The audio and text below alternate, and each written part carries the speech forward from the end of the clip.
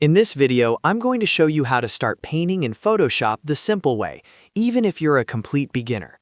We'll go step by step through setting up your canvas, choosing the right brush settings, working with layers properly, and using a few essential shortcuts that will instantly make your digital painting process smoother.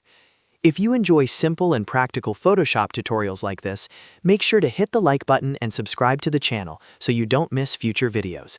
Alright, let's jump right in. First, open Adobe Photoshop. Once it loads, go to File, then click on New. This will open the new document window where you can set up your canvas. For this example, set the width to 2000 pixels and the height to 2000 pixels. This gives you a nice square canvas with plenty of room to paint.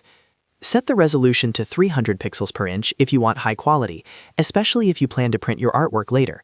Keep the color mode set to RGB for digital art. Then click Create. Now that your blank canvas is ready, press B on your keyboard to select the brush tool.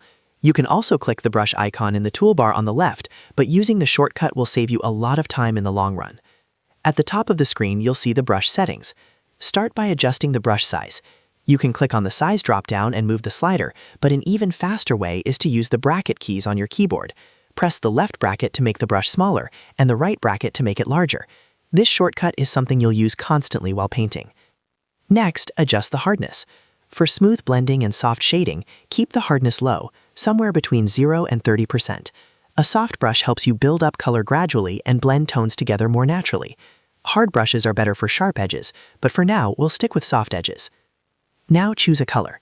At the bottom of the toolbar, click on the foreground color box to open the color picker.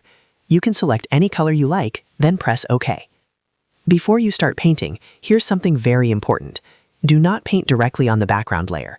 Always paint on a new layer so you can edit safely and non-destructively. Go to the Layers panel and click on the New Layer icon. You'll see a new blank layer appear above the background. Make sure that new layer is selected. Now you can start painting by clicking and dragging on the canvas.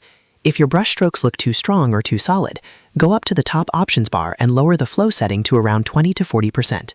Flow controls how quickly the paint builds up. Lower flow allows you to layer color gradually, which makes blending much easier and gives you more control. As you paint, you'll often want to blend colors together. A very useful shortcut for this is color sampling. Hold down the Alt key on your keyboard and click near the area you're blending. This will temporarily switch to the eyedropper tool and sample that color instantly.